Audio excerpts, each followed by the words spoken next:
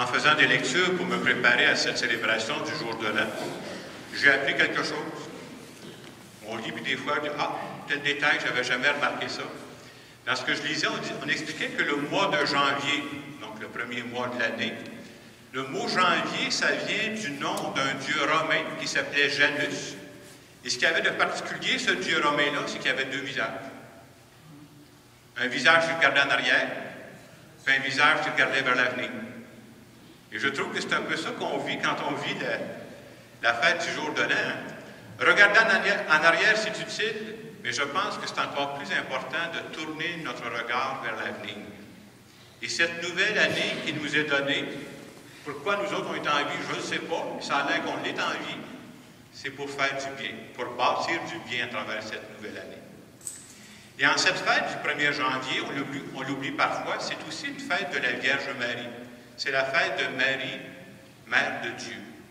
Et c'est Marie qui nous est donnée en exemple ce matin à travers la parole de Dieu. Marie qui, au début de sa vie, quand son fils arrive, là, c'est un paquet d'inattendus.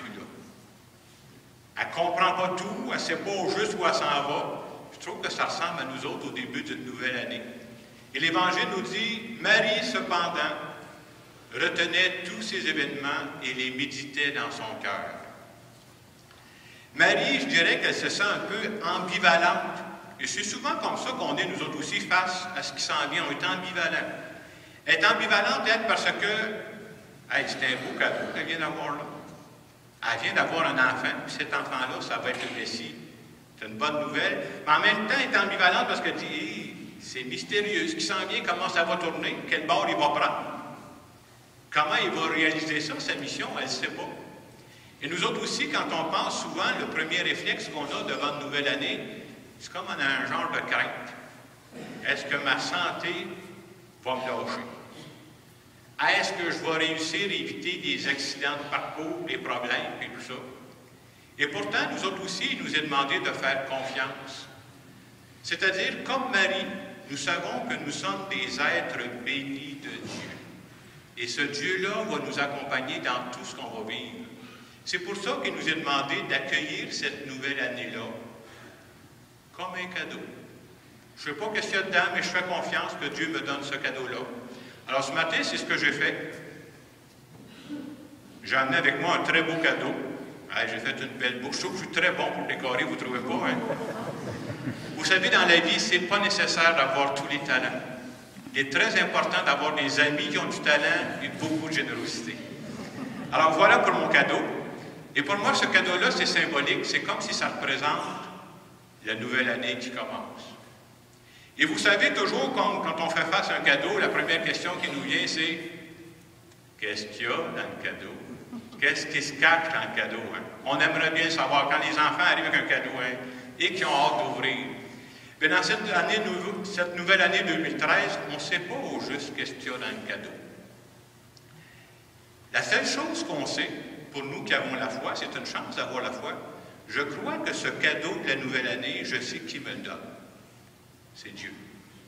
Et si c'est Dieu qui me donne ce cadeau-là, moi je crois au Dieu de Jésus-Christ, au Dieu qui m'aime et qui veut mon bonheur.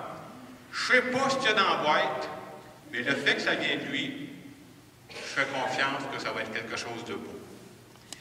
Et au cours de l'année, vous savez, c'est comme dans des cadeaux, des fois, il y en a des imbriqués l'un dans l'autre. Hein? Il y a peut-être plusieurs cadeaux dans cette boîte de cadeaux-là.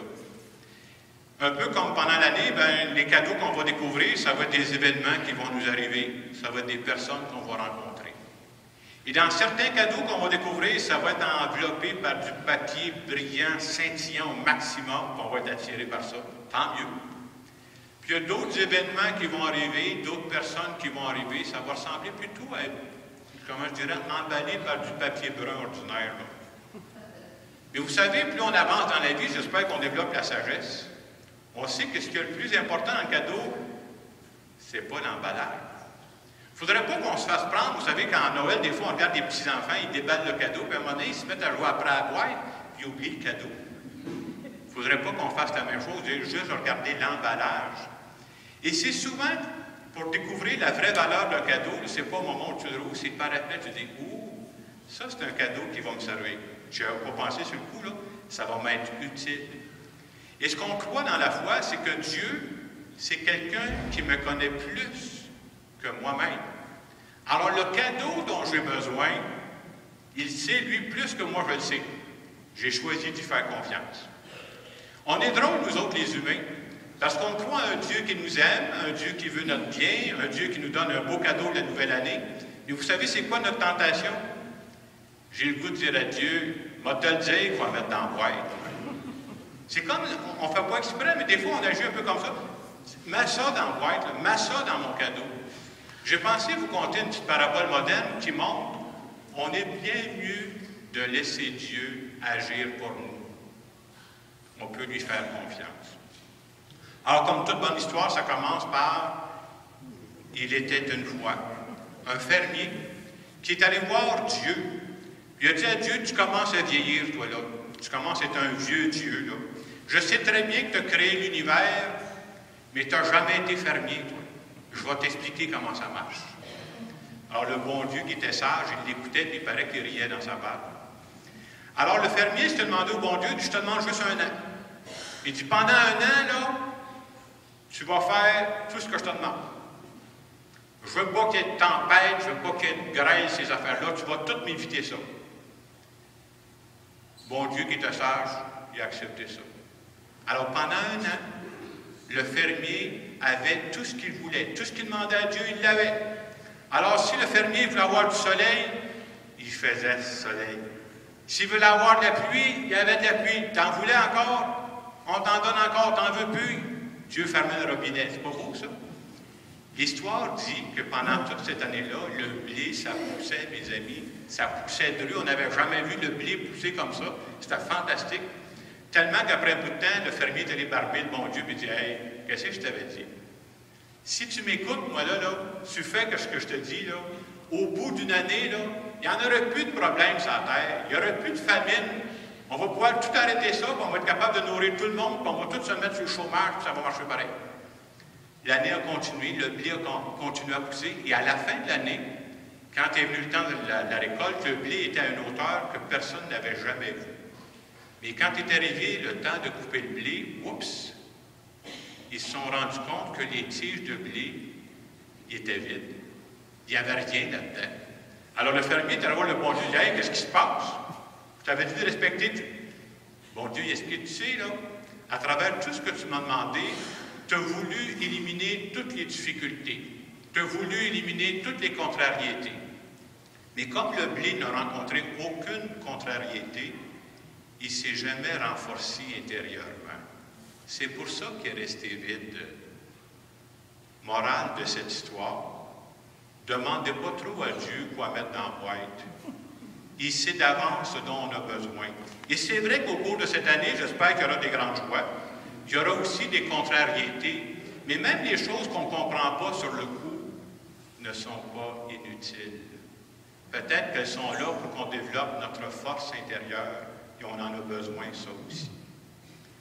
En ce jour de l'an, comme j'aime le faire à chaque année, je vous invite à prendre un moment pour bénir vos proches, bénir vos enfants, bénir vos petits-enfants, bénir vos amis, des gens qui sont importants pour vous. Bénir, ça veut simplement dire souhaiter du bien. Et ces personnes-là sont ce que vous avez de plus précieux. Il ne faudrait jamais l'oublier.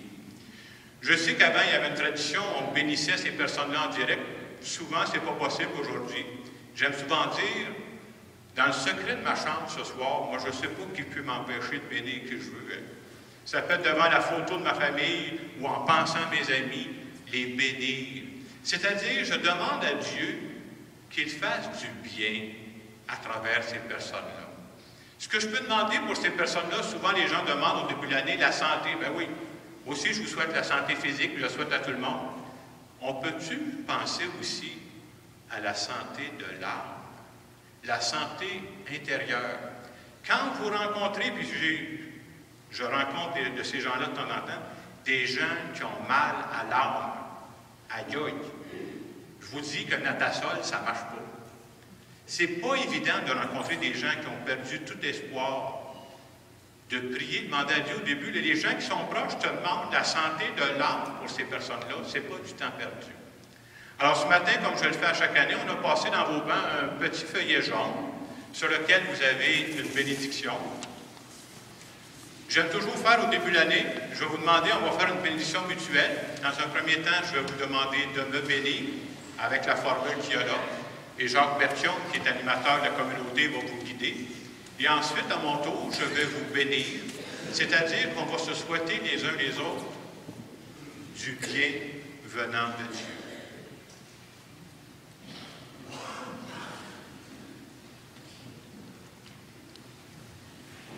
Je vous invite à prendre le feuillet. Nous allons personnaliser la bénédiction pour Jacques, notre pasteur, qui bien vouloir remplacer le nous par le ou le lui. Ensemble, Seigneur, je te rends grâce pour Jacques, notre pasteur. Je te demande de le bénir. Voilà que tu lui donnes une nouvelle année. Que ce temps serve à le rapprocher, à l'aimer et à le soutenir. Donne-lui de pardonner les erreurs passées et sur la page blanche de l'an neuf, aide-le à écrire une belle parole d'amour. Et que ce Dieu Tout-Puissant le protège, l'accompagne dans sa mission de sommeur d'espérance, et ensemble disons au nom du Père et du Fils et du Saint-Esprit. Amen.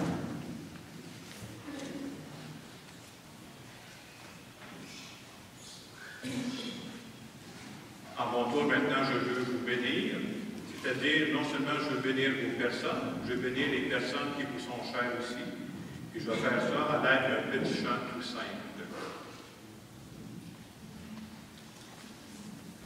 Que le Seigneur vous bénisse et vous garde. Que le Seigneur porte vers vous son regard. Qu'il vous accorde sa grâce. Que le Seigneur vous découvre son visage. Qu'il vous donne sa paix. La paix soit avec vous. La paix de Dieu. La paix soit avec vous. La paix de Dieu. Et que Dieu Tout-Puissant vous bénisse, le Père, le Fils et le Saint-Esprit. Je vous invite à vous asseoir. Je vous invite à prendre quelques secondes de silence et d'offrir d'avance votre année à Dieu et d'offrir d'une façon spéciale toutes les personnes qui vous sont chères.